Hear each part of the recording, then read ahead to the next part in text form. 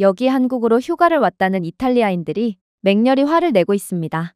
아니, 한국인들은 다친 사람을 도와주지는 못할 망정 허무맹랑한 소리나 해대고 있다니 이게 진짜 선진국이 맞다고. 그러나 그렇게 불만을 표하던 외국인들은 이내 도저히 믿지 못할 장면을 목격하게 되고 이런 건 한국이 아니라면 절대로 볼 수 없다며 경악을 하는데요. 그렇다면 이 외국인들이 한국에서 대체 어떤 장면을 목격했던 것일까요? 안녕하세요. 제 이름은 루카 로마노입니다. 저는 이탈리아 국립소방대인 비질리 델 푸오코에서 12년 넘게 복무했습니다. 특히나 저희 팀은 이탈리아 소방을 책임지는 엘리트 소방관들이었고, 그래서 저희 팀이 전국 소방대회에서 1위를 차지했을 때 저희 모두는 그다지 놀라지도 않았어요. 당연히 저희는 저희 팀의 헌신과 영광에 걸맞은 보상을 기대했습니다.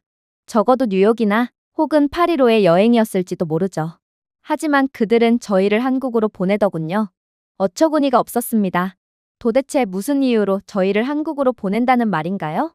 저희 대부분은 매우 남자다운 성격을 갖고 있고 그렇기에 케이팝, 여자친구가 밤늦게 보는 한국 드라마에는 그다지 관심이 없었어요. 저희 팀의 응급대원이었던 마르코는 이건 역으로 우리가 그들에게 진짜 소방관들이 어떻게 행동해야 하는지에 대해 가르치고 와야 하는 거 아냐? 라고 농담하기도 했습니다. 하지만 어쩌겠어요? 위에서 그렇게 명령이 내려왔고 저희는 둘 중 하나를 택해야만 했습니다. 한국행을 포기하고 집에서 휴식을 취하거나 아니면 입 다물고 그대로 한국행 비행기를 타던가 중에 하나를 말이죠. 그러나 오랜만에 찾아온 해외로의 휴가 기회를 그대로 날려버릴 수가 없던 저희는 모두 한국행 비행기에 올라타게 됩니다. 그러나 한국행은 시작부터가 심상치 않았어요. 70대 남성으로 판단되는 할아버지가 인천공항 3번 출구 근처 바닥에 갑자기 쓰러졌습니다. 넘어진 것이 아니에요. 마치 줄이 잘린 꼭두각시처럼 그대로 고꾸라진 것이었습니다. 저희는 본능적으로 그에게 달려갔고 오래된 본능이 발동했습니다. 아무리 한국이 그다지 마음에 드는 국가가 아니었더라도 한국에 온 첫날부터 누군가를 그대로 죽게 둘 생각은 전혀 없었어요. 하지만 누군가 저보다 훨씬 빨리 달려오더군요. 제가 쓰러진 남자에게 다가가기도 전에 소방관과 구급대원 제복이 혼합된 것처럼 보이는 한국인 남성이 이미 쓰러진 남성 옆에서 무릎을 꿇고 있었습니다. 그는 주저하지 않고 응급처치를 시작했어요. 결국 쓰러진 노인의 기도와 호흡, 맥박은 몇 초 만에 확인되었습니다. 잠시 후 다른 3명으로 구성된 팀이 들것을 들고 도착하여 마치 영화에서 리허설을 한 것처럼 노인을 안정시켰습니다. 완벽한 팀플레이였고 매우 신속하고 박수받아야 마땅한 수준 높은 위기 대응 과정이었습니다. 저는 두려움 때문이 아니라 제가 할 일이 아예 없었다는 것을 깨달았기 때문에 얼어붙었습니다. 저는 혼란과 응급 상황에 대비해 매일같이 훈련받은 소방관이었고 심지어 표창까지 받았던 엘리트 소방대원이었지만 여기 한국에서는 그냥 관찰자쯤밖에 안 되었어요. 근육만 가진 관광객이었죠. 하지만 얼마 뒤 저는 충격적인 사실 하나를 알게 됩니다. 바로 엘리트 소방대원이었던 저희보다 빠르게 달려와 응급처치를 했던 한국인 남자들은 교육을 받은 공항 직원들이 아니었다는 것을 뒤늦게 알게 되었거든요. 이들은 24시간 공항 내에 배치된 전담 비상 대응팀의 일원이었습니다. 인천국제공항은 터미널에서 불과 수백 미터 떨어진 곳에 자체 소방서 및 경찰 기지를 갖추고 운영되고 있는 것으로 밝혀졌습니다. 완벽한 장비를 갖추고 훈련을 받은 전문 인력이 배치되어 있으며 사고 발생 후 90초 이내에 대응할 수 있도록 되어 있던 것이죠. 90초 말입니다. 이건 말이 안 됐어요. 여긴 공항입니다. 필연적으로 도시에서 멀리 떨어진 외딴 곳이란 말입니다. 그런데 어떻게 이러한 비상상황 대비 시스템이 완벽하게 갖추어져 있을 수가 있나요? 이탈리아 공항에서는 누군가 쓰러지면 구급차를 부르는 게 의미가 없습니다. 당연하죠. 공항 근처에 아무런 긴급 대응 인프라가 없고 모든 인프라는 도심에 몰려 있으니 출동하는데 1시간 이상이 걸리거든요. 즉, 공항에서 발생한 응급 환자를 위해 구급대원들을 부르는 건 치료를 위한 호출이 아니라 시체를 운반하는 운구차를 부르는 것과 같다는 말입니다. 한 번은 이탈리아 공항 터미널에서 한 남자가 발작을 일으켰지만 공항 내부에는 비용의 이유로 필수 인력조차 갖추고 있지 않았기에 청소부가 걸레를 들고 먼저 출동한 적도 있습니다. 아무도 이 남자를 책임질 수가 없었어요. 그러나 인천에서 쓰러진 남성은 터미널을 떠나기도 전에 의식을 되찾았습니다. 전문 구급대원이 그와 함께 병원으로 동행했습니다. 한 한국인 행인이 그 남자의 아내에게 물을 제공했습니다. 또 다른 한국인 남성은 분명히 저희와 같은 여행자일 뿐인데 노인이 떨어뜨린 지갑과 스마트폰을 집어들고 부드럽게 먼지를 털어낸 후 양손으로 공손히 돌려주었죠. 거의 아름답게 설계된 드라마 세트 촬영장 같았어요. 이탈리아에서 온 저희에겐 도저히 현실적이지 않은 모습이었죠. 마르코는 이 전개를 지켜보던 중 숨을 헐떡이며 중얼거렸습니다. 지금 인천공항에서 긴급 대응 시뮬레이션 중인가? 만약 이탈리아였다면 일단 행인들이 쓰러진 사람의 귀중품부터 전부 훔쳐가고 말 거야. 솔직히 말해서 이탈리아는 자국을 서구 문명의 요람이라고 자랑하지만 공항에서 누군가 쓰러지면 도움은커녕 뭔가를 훔치지만 않으면 감사하게 여겨야 할 정도의 수준을 가졌습니다. 하지만 여기 한국에서는 그들은 긴급 대응을 시스템화해 놓은 상황이었고 모든 한국인들은 끝까지 높은 시민의식을 보여주며 당장의 사소한 이익 앞에서 인간이기를 포기하지 않았습니다. 그때 문득 떠올렸습니다. 어쩌면 한국에서는 긴급 대응이 대응이 아닐 수도 있을 것입니다. 이들에게는 그저 본능적으로 해야 할 당연한 과정이죠. 그리고 저는 오랜만에 소방관으로서 새로운 것을 느꼈습니다. 질투의 감정이었죠. 저는 이탈리아는 100년이 지나도 절대로 한국과 같은 모습을 보이지 못할 것을 그 누구보다도 잘 알고 있었거든요. 그렇게 저희 모두는 패배감을 느끼며 이동했습니다.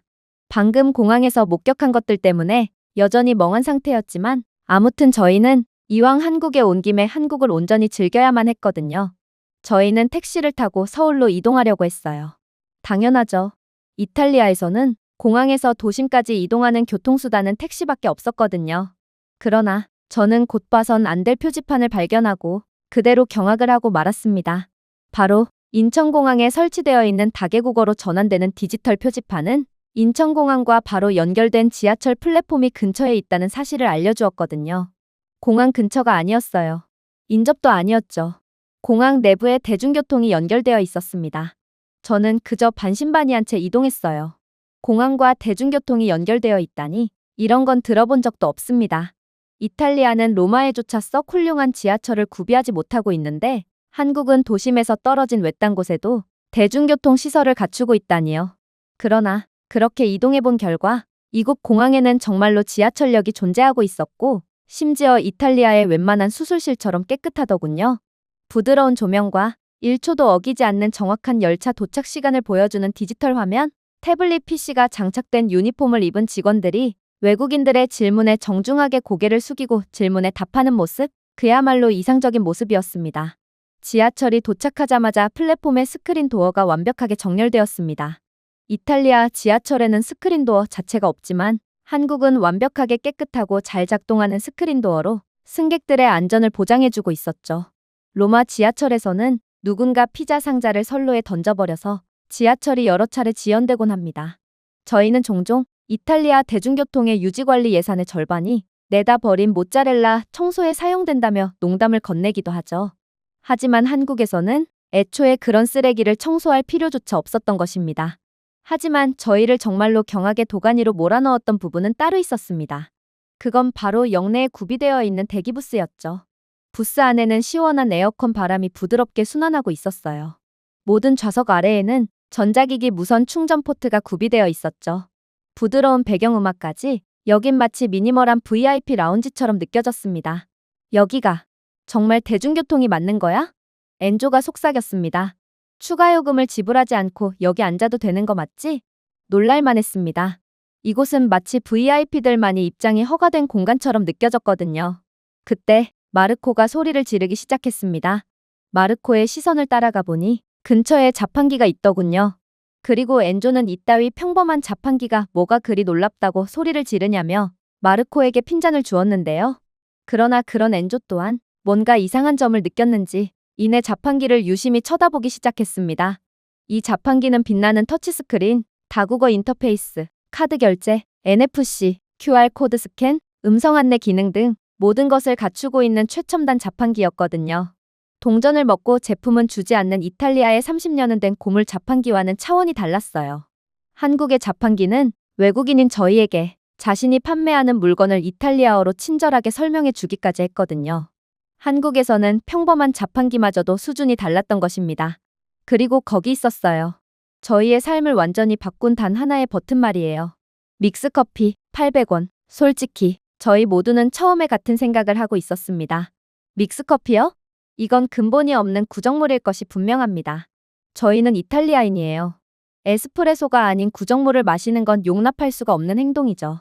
저희는 아메리카노조차도 허용을 못하는 사람들인데 믹스커피 따위를 마시는 건 말도 안 되는 일이었습니다. 하지만 결과적으로 제가 틀렸어요. 정말 영혼이 산산조각 날 정도로 틀렸습니다. 마르코는 호기심에 가득 찬 얼굴로 믹스커피를 주문했고 한 입을 맛본 뒤 묘한 표정을 지으며 저희 모두에게 맛볼 수 있는 기회를 주었거든요. 저는 화학 슬러지를 기대하며 한 모금 마셨지만 대신 극강의 조화를 맛보았습니다.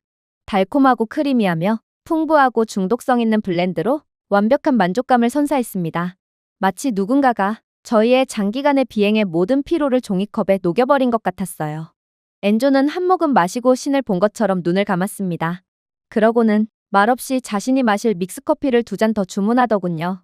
마침내 지하철이 도착했을 때 저희는 각각 컵 2개씩을 들고 지하철에 올라타 있었습니다. 그리고 얼마 후 목적 지역에서 하차했을 때 저희는 전혀 예상치 못했던 일에 휘말리고 말았죠. 분명 한국의 지하철 객실 내부는 평온함 그 자체였습니다. 수준 높은 한국인들은 일체의 소란이나 혼란도 발생시키지 않은 채 침묵으로 객실을 밝히고 있었거든요. 그러나 저희가 지하철에서 내렸을 때 저희 근처에서 쿵 소리가 울려 퍼졌습니다. 마르코는 긴장했어요. 누군가 쓰러진 것 같아. 엔조는 저를 쳐다보았습니다. 이번에야말로 우리가 나설 차례 같은데? 공항에서의 실수를 만회하자고. 저는 고개를 끄덕였습니다. 또다시 오래된 본능이 발동되었습니다. 저희는 재빨리 소동 쪽으로 이동했어요. 한 젊은 한국 남성이 탈수나 저혈당으로 인해 기절한 것으로 추정되었어요. 그는 바닥에 누워 창백했지만 숨을 쉬고 있었습니다. 그런데 동시에 놀라운 상황이 일어나고 있더군요. 한국의 시민들은 대체 뭐 하는 사람들인지 이들은 이미 행동하고 있었거든요. 이들은 지하철에 비치되어 있는 빨간 십자가가 표시된 캐비닛을 열고 밀봉된 구급상자를 꺼냈습니다. 몇몇은 벽 쪽에 비치되어 있는 비상제세동기를 가져오기도 했어요. 결과적으로 비상제세동기는 필요하지 않았지만 한국의 시민들은 전문 응급요원도 아니었음에도 놀랍도록 전문적인 솜씨로 부상자에 대한 응급조치를 취하기 시작했습니다. 나중에 알고 보니 한국은 징병제 국가로 이들은 군대에서 기본적인 응급조치에 대해서는 전부 교육을 받는다고 했는데요. 그래서 한국인들은 사실상 모두가 예비 응급요원과 다름이 없던 것입니다. 그렇게 저희는 이번에도 늦어버렸죠. 하지만 한국인들의 비상대응 능력만큼이나 충격적이었던 부분은 따로 있었어요. 어떻게 지하철 같은 공공장소에 고급 응급키트가 구비되어 있을 수가 있는 것이며 이러한 인프라가 유지될 수 있는 건가요? 심지어 지하철 벽에 잘 보이는 곳에는 소화기와 방독면 등 화재를 대비한 장비까지 설치되어 있었고 이는 자물쇠도 없이 모두에게 개방되어 있었는데요. 그런데 한국인들은 이러한 고가의 응급 장비에 절대로 손을 대지 않는지 한국에서는 모든 응급 및 화재 도구가 그대로 유지되고 있었기에 이러한 정직에 대한 수혜를 전 국민이 보고 있었습니다. 그리고 이러한 말도 안 되는 모습을 보고 엔조는 다시금 몸을 숙여 속삭이더군요. 로마에서는 20분 만에 사라졌을 거야. 모든 것이 말이야. 소화기? 개방된 지 5분 만에 이베이에서 팔리고 있겠지. 그런데 어떻게 한국에서는 고가의 장비들이 전부 개방되어 있음에도 아무도 훔쳐가지 않을 수가 있는 거지? 그의 말은 전혀 틀리지 않았습니다. 이탈리아에서는 단순히 재난을 두려워하는 것이 아니라 자국민이 예방 도구를 훔치는 재앙을 두려워합니다. 아마 이탈리아에서 발생하는 대부분의 화재 사건은 초동 조치를 거치며 금방 문제가 해결될 수도 있었을 것입니다. 하지만 이탈리아에서는 이러한 공공 인프라를 훔쳐서 작물 시장에 내놓는 전문적인 직업을 가진 사람들이 존재하고 이들은 소방방제 도구를 전부 훔쳐갔기에 결국 골든타임을 놓친 불길은 모든 것을 집어삼키고 말았죠. 하지만 한국에서는 사람들이 이러한 도구를 존중합니다. 왜냐하면 한국에서는 낯선 사람의 생명이 소화기에 달려있다는 생각 자체가 엄청난 공감을 받으며 존중받고 있기 때문입니다. 아니 거기까지 갈 필요도 없이 한국인들은 자신의 것이 아닌 무언가를 훔쳐간다는 생각 자체를 이해하지 못하는 듯 보였어요.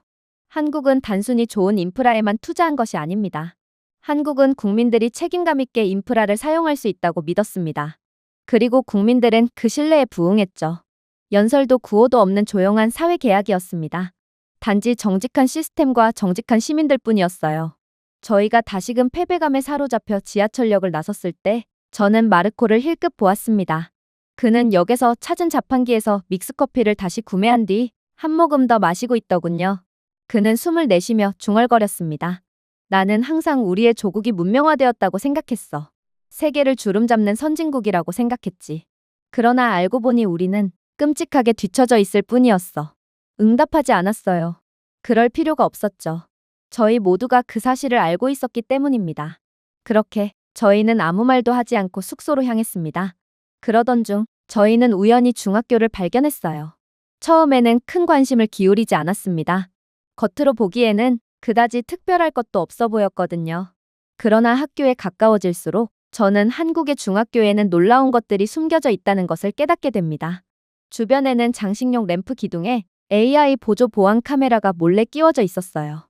나중에 알고 보니 해당 AI 보안 카메라는 사람들의 얼굴과 행동을 인식하고 혹여라도 위험하거나 돌발 행동을 하는 사람이 있을 경우 곧바로 인식하고 학교와 당국의 관련 부서에 비상알림을 제공한다고 하더라고요. 물론 당연히 이 기능을 통해 학교 내의 사각지대에서 발생하는 학교폭력도 방지할 수 있는 최첨단 장비였습니다. 대부분의 국가들에서 학생들을 향한 범죄나 학교폭력 문제는 엄청난 예산을 쏟아부어도 도저히 고칠 수가 없는 문제인데 한국은 기술력 하나로 이러한 다른 국가들에서는 천문학적인 예산을 쏟아부어도 해결에 실패한 문제를 단번에 고쳐버린 것입니다. 물론 한국의 학교 시설도 놀라웠죠. 운동장은 흙이나 아스팔트로 되어 있는 것이 아닌 잔디구장으로 꾸며져 있었거든요. 아무래도 한국은 제가 상상했던 그 이상으로 기술적으로 탁월하고 부자인 국가처럼 보였습니다. 그런데 그때 학교를 구경하던 마르코가 표정을 잔뜩 찌푸린 채 불평을 해오기 시작했습니다. 이런, 휴대폰 배터리가 다 닳았잖아. 이래선 사진을 찍을 수가 없는걸? 그러나 그의 불평도 잠시 놀라운 일이 일어나기 시작했어요. 막 하교를 하던 한국인 여학생 무리가 저희에게 관심을 보이더니 이내 인상을 잔뜩 찌푸리고 있는 마르코에게 영어를 구사하며 무슨 일이 있나요? 라고 물어왔기 때문입니다. 한국에서는 중학생조차 영어에 매우 능통했고 그렇게 저희는 영어를 구사하며 의사소통을 할 수 있었는데요. 그런데 이 여학생들은 저희에게 놀라운 말을 해오기 시작하더군요. 이건 제가 편의점에서 대여한 무선 충전 휴대용 배터리예요. 자녀 배터리가 조금 남았으니 사용 후에 편의점에 다시 반납해주세요. 알고 보니 한국에서 눈만 돌리면 찾아볼 수 있는 편의점에서 휴대용 무선 충전기 대여 서비스까지 제공하고 있던 것입니다. 그런데 만약 마르코가 무선 충전 휴대용 배터리를 반납하지 않는다면 모든 독박은 이 여학생이 전부 쓰게 될 텐데도 도대체 이 학생은 처음 보는 외국인인 그를 어떻게 믿고 자신이 대여한 무선 배터리를 기꺼이 내준 것인지 저는 한국인들의 신뢰에 문화의 기겁을 할 수밖에 없었습니다. 물론 저희는 호의를 당연하게 여기는 파렴치한 사람들이 아니었어요. 그래서 학생들에게 감사 인사를 한 뒤 배터리를 사용하고 반납을 하러 갔습니다. 그런데 한국 편의점에는 기이한 장면들이 펼쳐져 있더군요. 한국에서 편의점은 단순한 물건 판매의 역할만을 하는 게 아니었고 택배 배송, ATM, 전자레인지 등 거의 모든 일상생활을 수행할 수 있는 허브의 역할을 수행하고 있었거든요. 가장 놀라웠던 건 한국의 편의점은 약국의 역할까지 수행하고 있었던 것입니다. 이탈리아에서는 약을 구매하려면 몇 시간이나 떨어져 있는 약국까지 이동해야 합니다. 움직일 수조차 없을 정도로 아프면 약국도 갈 수가 없는 것이죠. 하지만 한국에서는 아플 때 눈만 돌리면 볼 수 있는 편의점 아무 곳이나 들어가서 약을 구매하면 됐어요. 말도 안 되는 수준의 의료 인프라였죠. 심지어 한국에서는 이 모든 것이 24시간 조용하고 효율적으로 작동하도록 설계되었습니다. 한국은 그야말로 상식을 아득히 초월하는 국가였던 것입니다. 그렇게 저희는 서울에서 더할 나위 없는 시간을 보냈습니다. 그리고 시간이 지나 저희는 도시가 아닌 한국의 구석구석을 탐험하기로 결심하게 되었죠. 한국은 꽤나 인상적인 곳이었거든요. 그래서 저희는 차량 하나를 렌트했습니다. 솔직히 궁금했어요. 반짝이는 공항과 첨단 지하철을 건설해 놓은 한국이지만 과연 이들은 외딴 지역의 고속도로마저 멀쩡할까요? 이탈리아의 경우 고속도로 곳곳에서 포트홀을 실제로 볼 수 있습니다. 그러나 예산 부족으로 인해 로마를 잇는 주요 도로가 아닌 이상 수리는 차일피일 미뤄지며 계속해서 사고를 유발하고 있을 뿐이죠. 그러나 그렇게 고속도로를 달리던 저희의 시선을 가장 먼저 사로잡은 것은 도로 표면 그 자체였습니다. 포트홀은커녕 균열조차도 하나도 없었어요. 색이 바랜 차선조차 하나도 없었죠. 나중에 알고 보니 한국의 고속도로는 LED 조명이 내장되어 있고 밤에는 차선 표시기에도 조명이 켜지며 운전자들의 안전을 보장해준다고 하더라고요. 그러나 제가 한국 고속도로에서 가장 충격을 받았던 부분은 따로 있었습니다. 그건 바로 고속도로 표지판이었죠. 이건 단순한 표지판이 아니었습니다. 교통 상황, 기상 경보, 사고 지역 경고까지 실시간으로 업데이트되는 역동적인 디지털 패널이 각각 정확하게 표시되고 있었어요. 표지판은 곧 가벼운 비로 인한 미끄러운 도로 상황을 경고했는데 표지판이 경고한 지 1분도 채 지나지 않아 정말로 이슬비가 내리기 시작하더군요. 하지만 정말 놀라웠던 건 바로 한국의 대응 방식이었어요. 한국의 고속도로는 물을 흡수하고 타이어 분사를 줄이도록 설계된 다공성 아스팔트로 만들어졌기에 아무리 비가 내린다고 해도 아무런 문제 없이 이동할 수 있었거든요. 그렇게 저희는 계속해서 안전하게 목적지로 이동했습니다. 그리고 어느새 디지털 표지판은 휴게소가 얼마 남지 않았다는 정보를 알려주었고 그 휴게소는 현재 사람들이 얼마 없어서 쾌적한 상태를 유지하고 있다는 정보까지 알려주더군요. 안 그래도 저희 모두는 화장실에 가고 싶던 차였기에 지금 휴게소에 들르는 것이 좋아 보였습니다. 휴게소 건물은 무척이나 현대적이었고 고속도로 한가운데에 이런 깨끗하고 멋진 건물이 있다는 사실 자체가 믿기지 않을 정도였어요. 그리고 항상 새로운 것을 가장 먼저 시도하고 싶어 할 정도로 호기심이 강한 마르코는 자동차가 완전히 멈추기도 전에 뛰어내리려고 하더군요. 조심해. 저는 반쯤 경고했지만 당연히 그는 듣지 않았습니다. 흥분한 그는 전국 소방운영 평가 중에 왼쪽 발목을 다쳤다는 사실을 잊은 듯 차량이 멈추지도 않았는데도 조수석에서 뛰어내렸습니다. 분명 그는 엘리트 소방대원다운 멋있고 신속한 착지를 예상했겠지만 그의 발은 날카롭게 비틀린 채 어색하게 연석에 착지했고 결국 마르코는 극적인 비명을 지르며 방금 총에 맞은 것처럼 발목을 잡고 바닥에 구겨졌습니다. 한 번 외마디 비명소리를 내지른 마르코는 더는 비명소리를 지를 기력조차 없는지 얼굴만 붉어진 채 꺽꺽거릴 뿐이었어요. 저희는 분명 이러한 부상자를 구하는 역할을 수행하는 소방대원이었지만 솔직히 지금 상황에서는 무엇을 해야 할지 도저히 감이 안 오더군요. 여긴 휴게소였어요. 도심과는 한참 떨어져 있고 그냥 도로 한가운데에 있는 섬 같은 곳이었죠. 당연히 의료시설이 있을 리가 없었고 렌터카에서 의료기기를 기대하는 것도 말이 안 됐습니다. 엔조는 고전적인 질문을 내뱉더군요. 이제 어떻게 해야 하지? 글쎄, 그를 병원으로 데려가야 하지 않을까? 라고 제가 말했습니다. 고속도로에서? 엔조가 쏘아붙였습니다. 어떻게? 헬리콥터라도 불러서 그를 실어 가자는 거야? 발목이 끊어진 것 같아. 제발 헬리콥터를 부를 수만 있다면 불러줘. 마르코가 힘없이 제안했습니다. 바보 같은 짓을 하다가 쓰러진 외국인 한 명을 위해 한국이 헬리콥터를 보내줄 거라고 생각하는 거야? 아니, 헬리콥터가 정말로 출동하기라도 한다면 그것도 그것대로 문제겠네. 그 천문학적인 출동 비용은 소방대원의 월급으로는 절대로 감당할 수가 없을 테니까 말이야. 엔조가 재차 반격했습니다. 저희는 그렇게 1분 동안 티격태격했고 엘리트 소방대원이라는 직업이 무색하게도 아무것도 하지 못한 채 부상당한 마르코를 그대로 방치하고 있었어요. 그런데 그때 어떤 목소리가 저희의 싸움을 방해했습니다. 부드럽고 예의 바른 영어가 날아들었어요.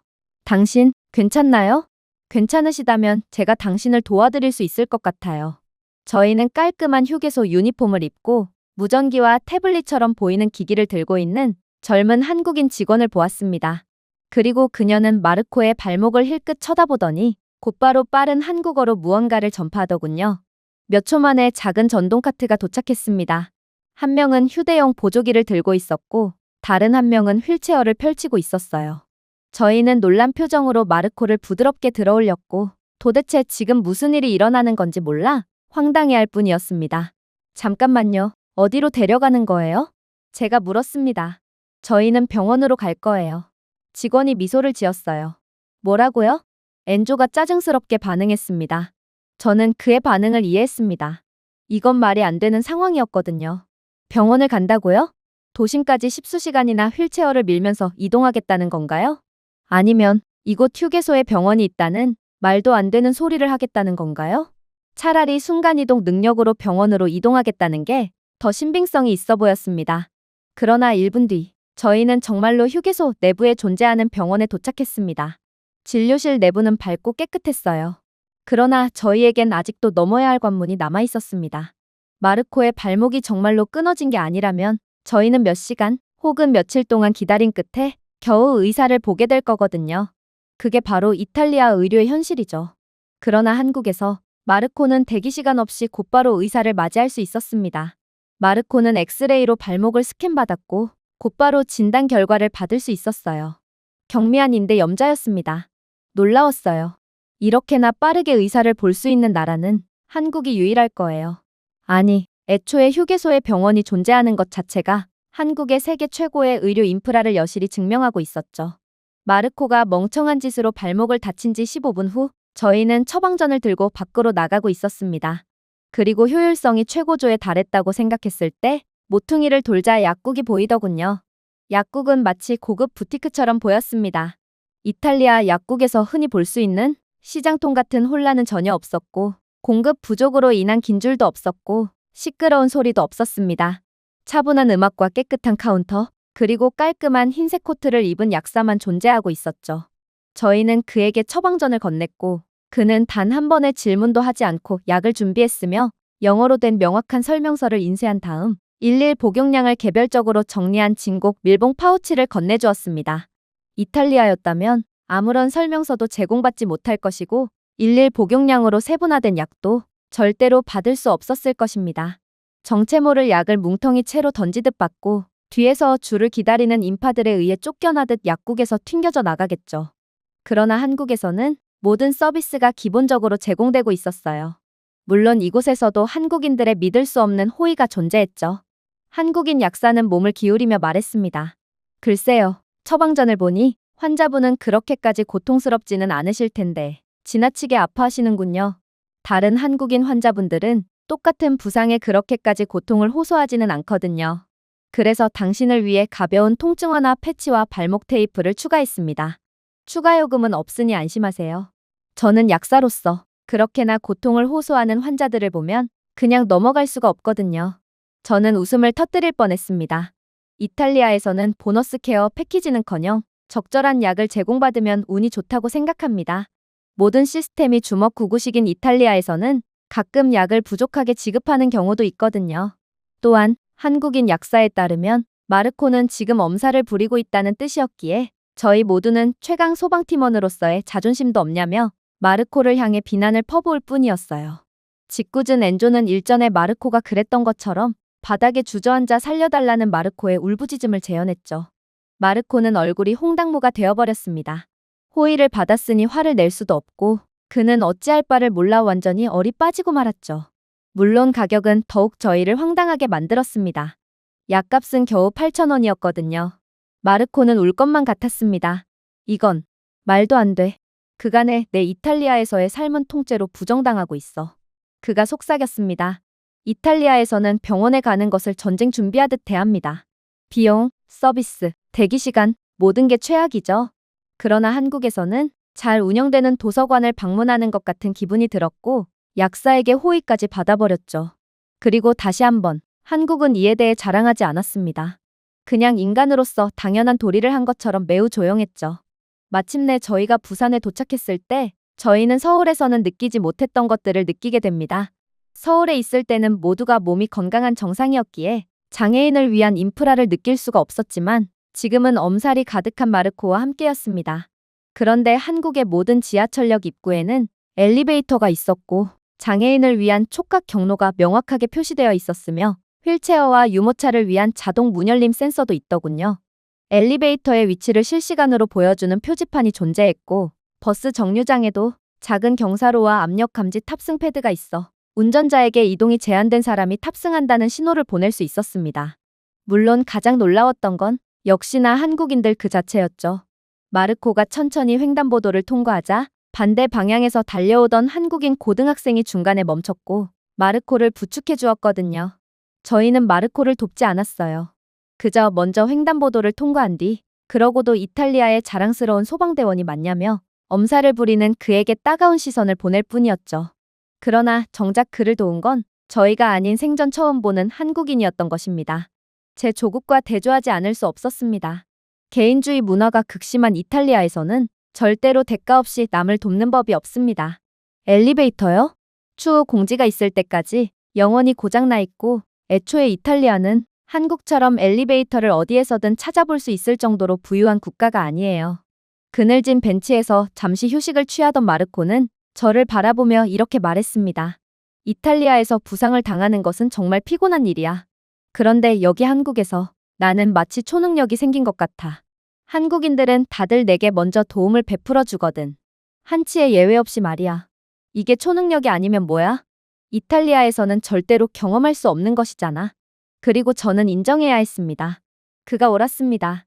며칠 후 저희는 다시 인천국제공항으로 돌아왔습니다. 한국인들의 응원 덕분인지 마르코의 걸음걸이는 이제 꽤나 멀쩡해 보였어요.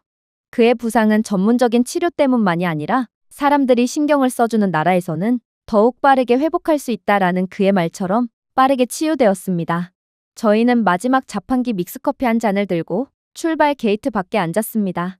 왠지 상징적인 느낌이었죠. 저희가 처음에 조롱하던 작고 달콤한 음료는 예상외로 편안하고 조용하게 훌륭하며 필요할 때 항상 곁에 있는 일종의 마스코트가 되었습니다. 물론 저희의 캐리어에는 믹스커피로 가득 찼죠. 마르코는 공간이 부족하다며 자신의 옷가지까지 버리고 그 공간을 믹스커피 박스로 구겨 넣었어요. 마침내 비행기에 탑승하기 시작하면서 저는 깨끗한 터미널, 선명하게 표시된 다국어 표지판, 승객을 묻지 않고 도와주는 웃는 직원들을 다시 한번 바라보았습니다. 그리고 부러움이 아니라 진심 어린 존경심으로 문명이란 이런 모습이라고 생각했죠. 저희는 한 수 가르쳐주는 것을 생각하며 한국에 왔습니다. 하지만 대신에 저희는 많은 것들을 배웠죠. 그리고 그 교훈은 단지 화재 안전이나 응급 절차에만 국한되지 않았습니다. 그것은 국가가 신뢰를 바탕으로 어떻게 신중하게 사려 깊은 설계로 운영될 수 있는지에 관한 것이었어요. 아마 이탈리아는 죽었다 깨어나도 한국처럼 못하겠죠. 한국은 이미 아득하게 높은 경지에서 저희 모두를 내려다보고 있었던 것입니다.